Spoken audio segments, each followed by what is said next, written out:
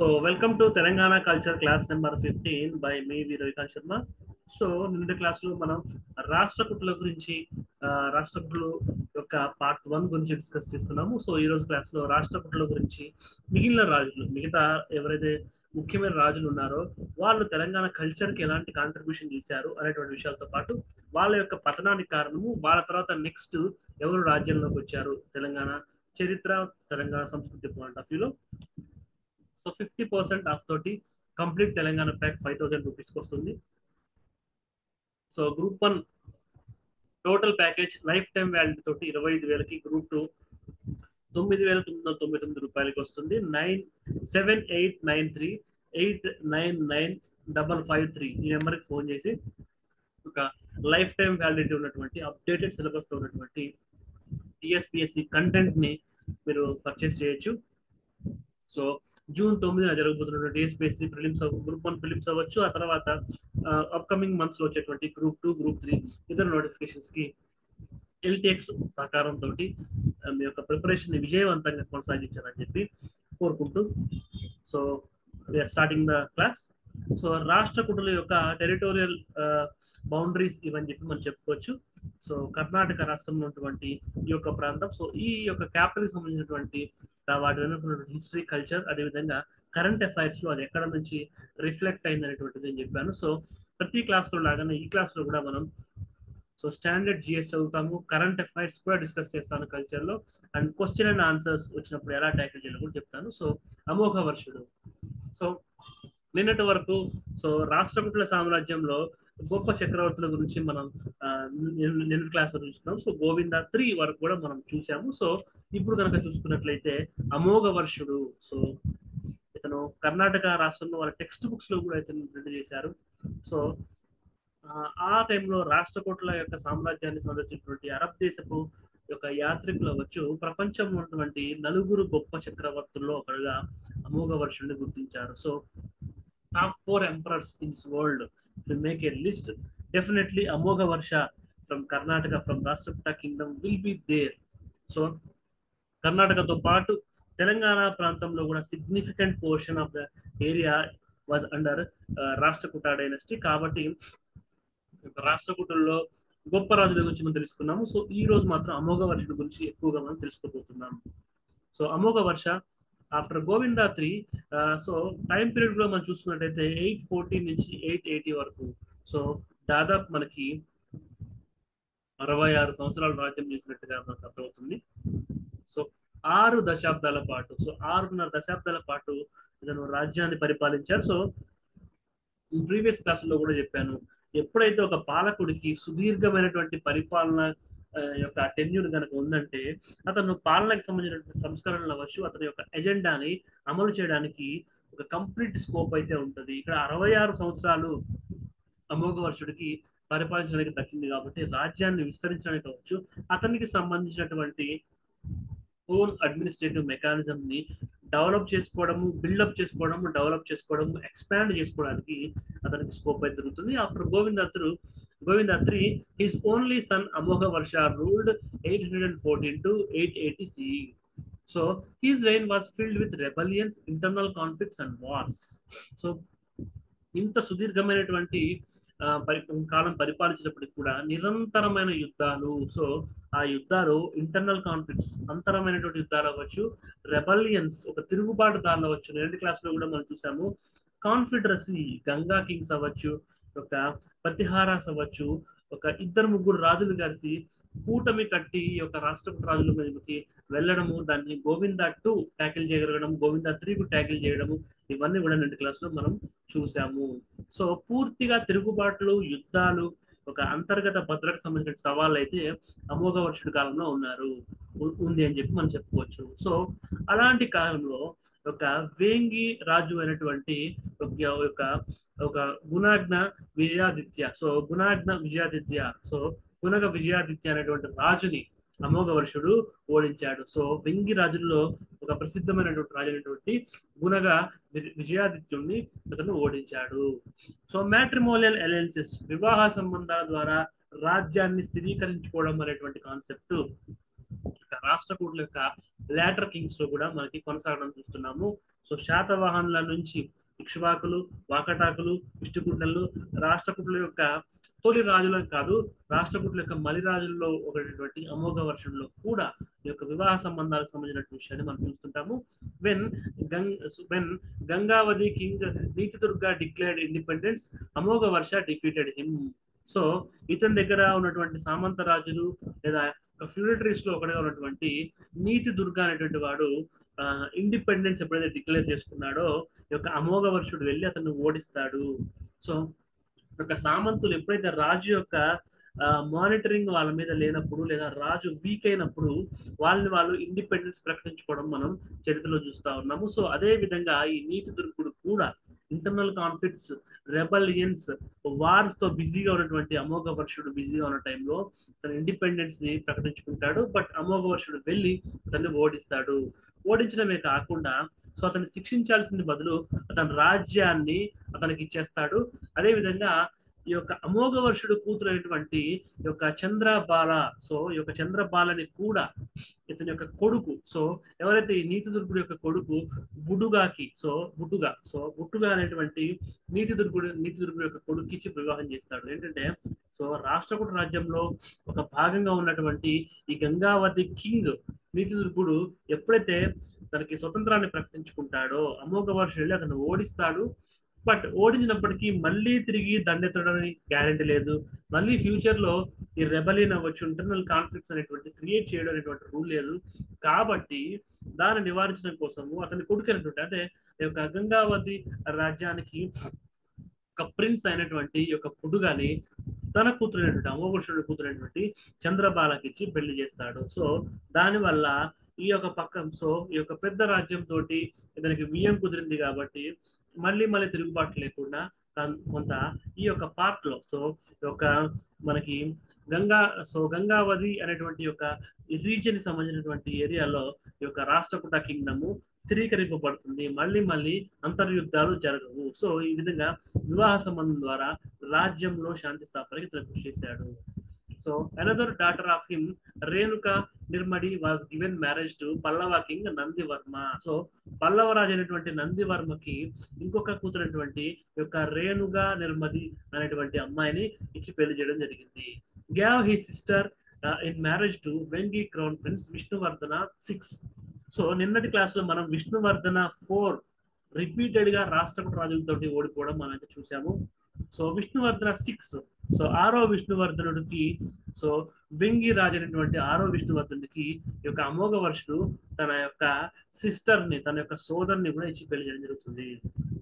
So Gunaga Vijayaditya, so ఎవరైతే మనం ఇక్కడ చూసాము గుణగ విజయాదిత్యుడిని అమోఘ వర్షుడు ఓడించాడు, వెంగి రాజు అయినటువంటి గుణగ విజయాదిత్యుడిని ఓడించని చెప్తున్నామో ఆ యొక్క రూలరు దానికి సామంతుడిగా మారాడు. సో ఎలాగైతే ఈ యొక్క నీతి దుర్గుడిని ఓడించినప్పటికీ తిరిగి తనకి సామంతులుగా చేసుకుని తన రాజ్యం తనకి ఇచ్చేసి తన కూతుర్ని వాళ్ళ కొడుకు ఇచ్చి పెళ్లి చేసుకుంటాడు. అదే విధంగా ఈ యొక్క గుణగ విజయాదిత్యుని కూడా ఓడించిన తర్వాత అతని రాజ్యాన్ని తనకి తిరిగి ఇచ్చేయడం జరుగుతుంది. సో అమోఘ వర్షుడు one of the greatest king, top 4 kings of the world లో భాగం ఎందుకు అయ్యాడు అంటే తన యొక్క సామంతులు తిరగబడ్డప్పటికీ వాళ్ళని అణిచివేయడము, తన శత్రువుల్ని కూడా అణిచివేయడము, సామంతులైన శత్రువులైన అణిచివేసిన తర్వాత వాళ్ళని చంపకుండా వాళ్ళ రాజ్యాన్ని స్వాధీనం చేసుకోకుండా వాళ్ళ రాజ్యాన్ని వాళ్ళకి తిరిగి చేయడంతో పాటు వీళ్ళ ఫ్యామిలీ ఉన్నటువంటి అమ్మాయిల్ని అంటే తన కూతుర్లు అవ్వచ్చు, తన సిస్టర్స్ అవ్వచ్చు, వాళ్ళకి ఇచ్చి పెళ్లి చేసుకోవడం ద్వారా తనకి వియంకులు చేసుకున్నాడు. అంటే తన మీద తిరుగుబాటు చేయగలిగే ధైర్య సాహసాలు, పౌరుషం ఉన్న వ్యక్తికి ఒక గౌరవిస్తూ అంతటి పౌరుషం ఉన్నటువంటి వ్యక్తులకి తన ఇంట్లో ఆడపిల్లిచి పెళ్లి చేయడం ద్వారా తన సామ్రాజ్యాన్ని స్థిరీకరించుకోవడంతో పాటు తగిన వరుణ్ణి కూడా వాళ్ళ ఇంట్లో ఆడపిల్లలకి చేయడం అనేటువంటిది అమోఘ వర్షుని చూసి మనం తెలుసుకోవాల్సినటువంటి విషయము. సో ఇతను రాసినటువంటి పుస్తకాలు సో కవిరాజ మార్గం 1, సో ప్రశ్నోత్తర రత్నమాలిక. సో ఈ 2 పుస్తకాలు సో ఇంగ్లీష్ వర్షన్ అయితే మీకు డిస్ప్లే చేస్తున్నాను, ఇప్పటికీ మనకి అవైలబుల్ లో ఉన్నాయి. సో ఈ యొక్క కవిరాజ మార్గము the way of the king of poets. So ఈ యొక్క అమోఘ వర్షుడు ఒక కింగ్ గా ఉన్నప్పటికీ కూడా అలాగైతే శ్రీకృష్ణదేవరాయల ఆముక్తమాలేద రాశారో, హాలుడు గాథా సప్తశతి రాశాడో, ఈ యొక్క అమోఘ వర్షుడు కూడా సొంతంగా 2 పుస్తకాలు రాయడం జరుగుతుంది. So in political, military, religious and literary fields. So రాజకీయ పరంగా, సైన్య పరంగా, మత పరంగా, సాహిత్య పరంగా కూడా ఈ యొక్క 66 సంవత్సరాల సుదీర్ఘమైనటువంటి రాజ్యకాలంలో అతను తన కాంట్రిబ్యూషన్ ని తెలంగాణ కల్చర్ కి ఇవ్వడం జరిగింది. He was a great poet. So కత్తితోటే కాదు, సో కత్తిపోటు కంటే కలంపోటు గొప్పది, ఇలాంటి కొటేషన్స్ మనం వింటుంటాము. అమోఘ వర్షుడికి కత్తిపోటు ఇవ్వడం వచ్చు, కలంపోటు కూడా ఇవ్వడం వచ్చు. అందుకే అతను కవిరాజమార్గ అనేటువంటి కవిరాజమార్గ అనేటువంటి పుస్తకాన్ని రాశాడు. ఇది అలంకార శాస్త్రంలో, సో అలంకారానికి సంబంధించినటువంటి మొదటి వర్క్ గా మనం చెప్పుకోవచ్చు. సో యొక్క అలంకార ఫస్ట్ వర్క్ కింద ఈ యొక్క కవిరాజ మార్గాన్ని మనం చూసుకోవచ్చు. ఇదే కాకుండా ప్రశ్నోత్తర రత్నమాలిక, సో ప్రశ్నోత్తర రత్నమాలిక అనేటువంటి పుస్తకాన్ని కూడా రాశాడు. సో కవిరాజ మార్గం, ఆముక్త మాల్య శ్రీకృష్ణదేవరాయలు ఎంత important Andhra history point of వ్యూలో, తెలంగాణ యొక్క history and culture point of వ్యూలో అమోఘ వర్షుడు యొక్క కవిరాజ మార్గం ఒకటి, ప్రశ్నోత్తర రత్నమాలిక, ఈ రెండు కూడా వెరీ వెరీ ఇంపార్టెంట్ అని కూడా చెప్పుకోవచ్చు. సో ఈ పుస్తకం రాశాడు కాబట్టి ఆటోమేటిక్ గా కవిరాజ అనేటువంటి బిరుదు, సో కవిరాజ అమోఘ వర్ష అనేటువంటి బిరుదు ఉంది. సో వీళ్ళ యొక్క రాజ్యము ప్రస్తుతం కర్ణాటకని బేస్ చేసుకున్నప్పటికీ ఒక significant portion of Telangana. So so కర్ణాటకలో మనకి హైదరాబాద్ కర్ణాటక అంటాము, అలా కర్ణాటకకి కళ్యాణ కర్ణాటక, మన బోర్డర్స్ ఉన్నటువంటి కళ్యాణ కర్ణాటక, దానికి ఆనుకున్నటువంటి తెలంగాణ జిల్లాలో కూడా వీళ్ళకి ఇన్ఫ్లుయెన్స్ ఉంది కాబట్టి తెలంగాణ సంస్కృతి పాయింట్ ఆఫ్ వ్యూలో వీళ్ళని మనం ఓన్ చేసుకుంటున్నాము. సో అతని కాలంలోనే ఇతను ఫ్యూచర్ లో జైనిజం కి కన్వర్ట్ అవడం అనేటువంటి కూడా మనం అప్కమింగ్ స్లైడ్స్ లో చూస్తాము. ఆ రోజుల్లో ఈ యొక్క అమోఘ వర్షుడు ఈ కవిరాజ మార్గ ఒకటి, ప్రశ్నోత్తర రత్నమాలిక రాసి స్వయంగా కవిగా ఉంటూ కవి పోషకుడుగా పొలిటికల్, మిలిటరీ, రిలీజియస్, లిటరరీ యొక్క ఫీల్డ్స్ ని సమర్థవంతంగా నిర్వహిస్తున్న సమయంలోనే కొంతమంది జైన కవులు కూడా ఈ యొక్క రాజ్యంలో ఉండడం జరిగింది. సో మహావీర ఆచార్య అనేటువంటి ఒక కవి, మరియు సత్కాయన, సో సత్కాయన అనేటువంటి ఒక కవి, మహావీర ఆచార్య అనేటువంటి కవి గణిత శాస్త్ర సంగ్రహ అనేటువంటి పుస్తకాన్ని ఈ మహావీర ఆచార్య రాశాడు. అండ్ అమోఘ వృత్తి అనేటువంటి పుస్తకాన్ని, సో రాజు అనేటువంటి అమోఘ వర్షుడి పేరు మీద అమోఘ వృత్తి అనే పుస్తకాన్ని యొక్క సత్కాయన అనేటువంటి కవి రాశాడు. మహావీర ఆచార్య అనేటువంటి జైన కవి గణిత శాస్త్ర సంగ్రహ అనేటువంటి పుస్తకాన్ని ఇతని కాలంలో రాశాడు. అదే విధంగా ఈ యొక్క సత్కాయన అనేటువంటి జైన కవి అమోఘ వృత్తి అనేటువంటి పుస్తకాన్ని కూడా రాశాడు. సో ఈ యొక్క point number 10, point number 9, point number 8, point number 7, point number 6 ఇవన్నీ కూడా very very important MCQs point of వ్యూలో. అండ్ కల్చర్ పాయింట్ ఆఫ్ వ్యూలో రాజే స్వయంగా కవి అయితే అతను ఎంత గొప్ప ప్యాటర్న్ గా ఉంటాడు అని చెప్పడానికి ఎగ్జాంపుల్స్ కూడా ఈ యొక్క పుస్తకాలని అతని కాలంలో ఉన్నటువంటి జైన కవులు అంటే ఒక రిలీజియస్ టాలరెన్స్ ని కూడా మనం ఒక అమోఘ వర్షంలో చూడొచ్చు. అందుకే అంత సుదీర్ఘకాలం పరిపాలించడం కాకుండా అన్ని సెక్టార్స్, పొలిటికల్ గా, మిలిటరీగా, రిలీజియస్ గా, లిటరీగా అన్నిటికీ సమన్వయం చేయగలిగాడు కాబట్టి తను ప్రపంచంలో ఉన్నటువంటి one of the 4 best Kings and emperors అవచ్చు. అందులో ఒకటిగా అమోఘ వర్షుని యొక్క అరేబియన్ ట్రావెలర్స్ చెప్తారు. దాని యొక్క క్యాపిటల్ మాన్యఖేత, ఆ రోజుల్లో మాన్యఖేత అనే వాళ్ళు ఇప్పుడు మాల్ఖేడ్ సిటీ, కర్ణాటకలో ఉన్నటువంటి మాల్ఖేడ్ సిటీని కట్టించిన, రాష్ట్ర కుట్ల రాజధానిని నిర్మించిన వాడు కూడా అమోఘ వర్షుడే. ఎంసీక్యూ పాయింట్ ఆఫ్ వ్యూలో వెరీ వెరీ ఇంపార్టెంట్ పాయింట్ ఇది. సో అరబ్ ట్రావెలర్, సో ఈ యొక్క సులేమాన్ గురించి మనం ఈ యొక్క మిడివల్ హిస్టరీ అవ్వచ్చు, ఏన్షియంట్ హిస్టరీ అవ్వచ్చు, ఈ యొక్క పాయింట్ ఆఫ్ వ్యూలో మనం వింటుంటాము. ఇండియన్ హిస్టరీ పాయింట్ ఆఫ్ వ్యూలో కూడా ఒక సులేమాన్ ఇతన్ని ప్రపంచంలో, అరబ్ ట్రావెలర్ సులేమాన్ ఇతన్ని ప్రపంచంలో ఉన్నటువంటి 4 గొప్ప రాజుల్లో ఒకటిగా పేర్కొనడం జరిగింది. Offered he's left hand finger as sacrifice to Mahalakshmi goddess at Kolhapur to stop famine and pestilence in his Kingdom.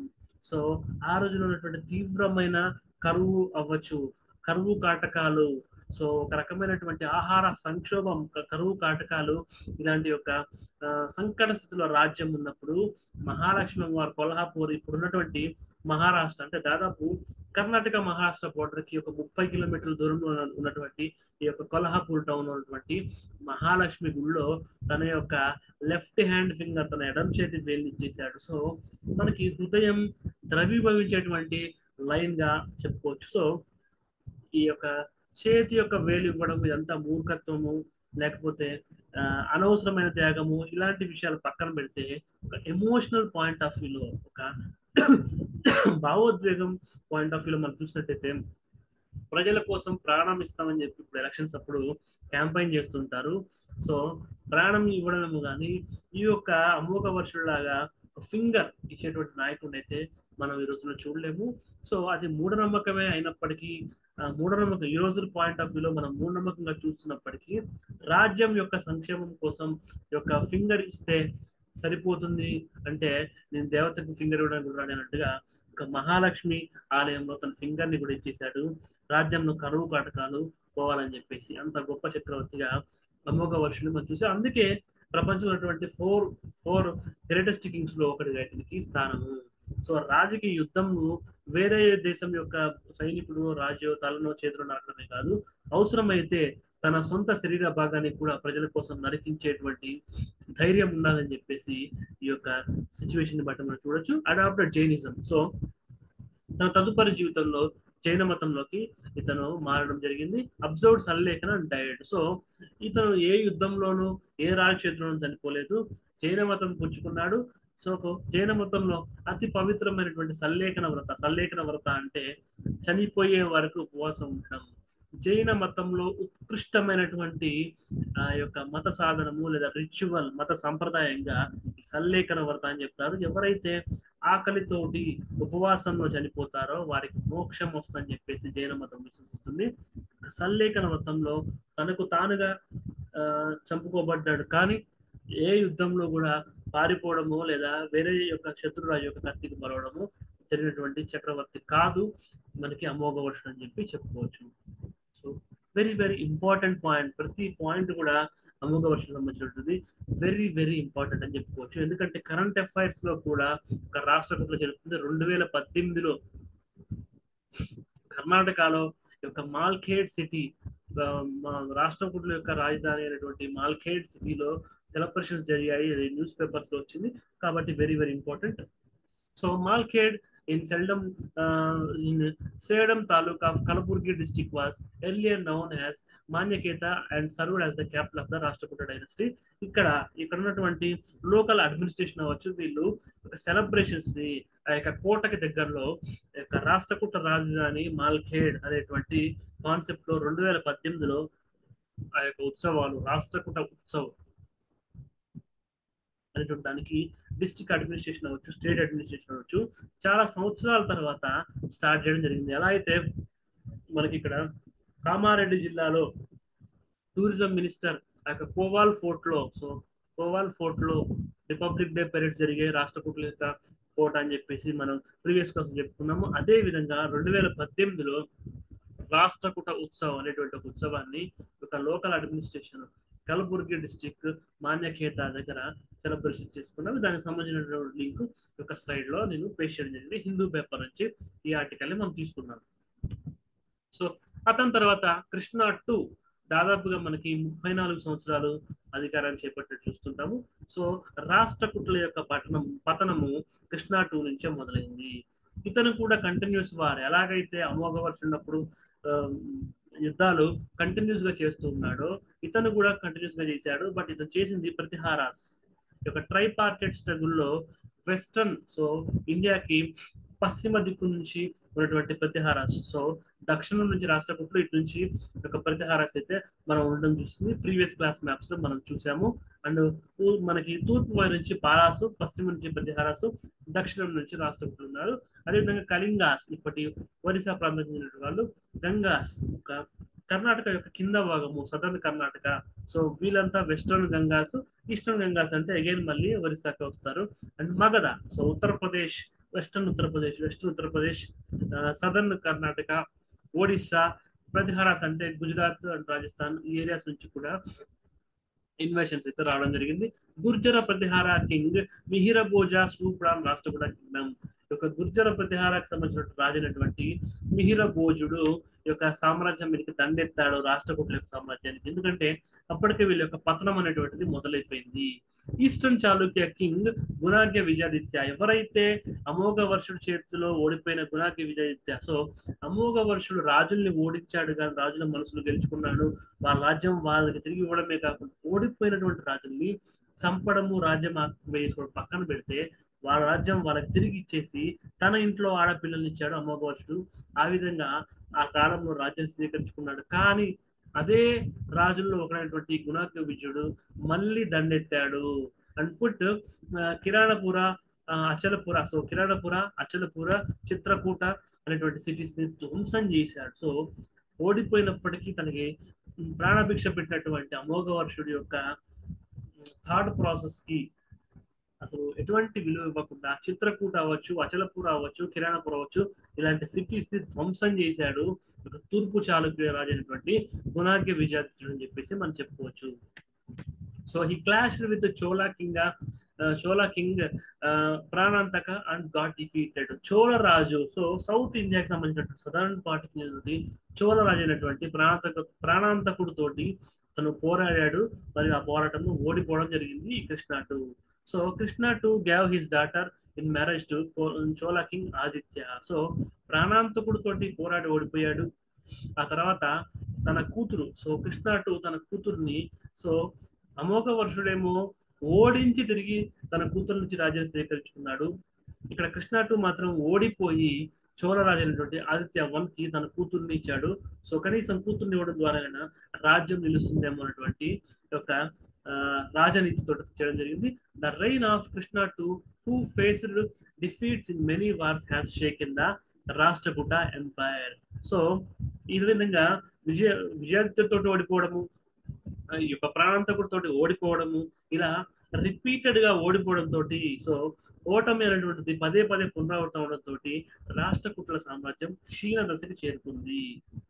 So ఈ యొక్క కరకరాజ 972 to 973 AD. సో దాదాపు 1 సంవత్సరం మాత్రమే ఇతను రాజుగా ఉండడం జరిగింది. ఎందుకంటే కృష్ణ 2 అప్పటికే రాజ్యము షేకన్ అయిపోయింది, అంటే పతనావస్థలోకి చేరిపోయిందని మనం చెప్పుకోవచ్చు. ఈ యొక్క ఆ సంవత్సర కాలంలోనే ఈ యొక్క సామంతులు అందరూ తిరుగుబాటు చేశారు, తమ స్వతంత్రాన్ని ప్రతిపాదించుకున్నారు. ఫిలిటరీస్ బికమ్ ఇండిపెండెంట్. ఒక పక్క చాళుక్యులు సో తైలప అనేటువంటి యొక్క రూలర్, చాళుక్యులు అనేటువంటి Tailapa and Tondavadi other feudatories has defeated Karkaraja, killed him and occupied the Manyakheta. చాళుక్యులు అండ్ తైలప రూల్ అయినటువంటి, సో తైలప రూల్ అయినటువంటి ఒక తొండవాడి అనేటువంటి వ్యక్తి, వీళ్ళందరూ కూడా సో ఈ యొక్క 3 ఫిలిటరీస్ సంబంధించినటువంటి ఒక 3 క్లాసెస్ కూడా ఇతని మీద అటాక్ చేయడము, రాజధాని అయినటువంటి మాన్యకేటకాన్ని ఆక్యుపై చేసుకోవడము, రాజధాని నగరం అయినటువంటి మాన్యకేట నగరాన్ని వాళ్ళు ఆక్యుపై చేసుకోవడంతో పాటు రాజు అయినటువంటి కర్కరాజు మీద కూడా దండెత్తారు అని అతన్ని చంపేయడం కూడా జరిగింది. సో ఈ యొక్క కర్కరాజ సంవత్సర కాలంలోనే ఈ యొక్క ఇంటర్నల్ కాన్ఫ్లిక్ట్స్ అన్నింటిని ఎదుర్కొని చివరి తన ప్రాణాన్ని కూడా కోల్పోవడంతో రాష్ట్రకూటుల సామ్రాజ్యానికి తెరపడింది. ఈ యొక్క తాలిప, సో ఎవరైతే ఇక్కడ చూపించినట్టు తాలిప ఉన్నాడో, Tailapa 2 has establish the rule of Kalyani Chalukya dynasty. రాష్ట్రకూటుల యొక్క ఫిలిటరీస్ గా ఉన్నటువంటి వాళ్ళే కలిసి కట్టుగా రాజు వీక్ గా ఉన్న టైంలో అతని మీద దండెత్తి రాజధాని ఆక్యుపై చేసుకుని రాజును చంపేయడంతో కళ్యాణి చాళుక్య డైనస్టీ యొక్క ప్రాంతంలో అధికారంలోకి వచ్చింది, లేదా రాజ్యాన్ని సొంతం చేసుకుంది. దీంతో రాష్ట్రకూటుల యొక్క చరిత్ర సమాప్తమైంది. Have any doubts with respect to any point of this lecture, can feel free to mail me ravikant@gmail.com. Please give your constructive feedback in the comment box. Please share, please like, share, and it will be useful for all TSPSC aspirants. TSPSC aspirants కి చాలా quality తోటి culture లో కూడా current affairs ఇస్తున్నాను. MCQs ఎక్కడ, answer writing ఎక్కడ వస్తుంది, ఎక్కడ ఎలా ట్యాకిల్ చేయాలి క్లాస్ లో చెప్తున్నాను. జనరల్ స్టడీస్ ఒక స్టాటిక్ పోర్షన్ కూడా చెప్తున్నాను. ఇంత క్వాలిటీ కంటెంట్ తోటి నేను మీకు ప్రొవైడ్ చేస్తున్నాను. ఎక్కువ మందికి ఈ వీడియోని ఫార్వర్డ్ చేయండి. Have a nice day, take care.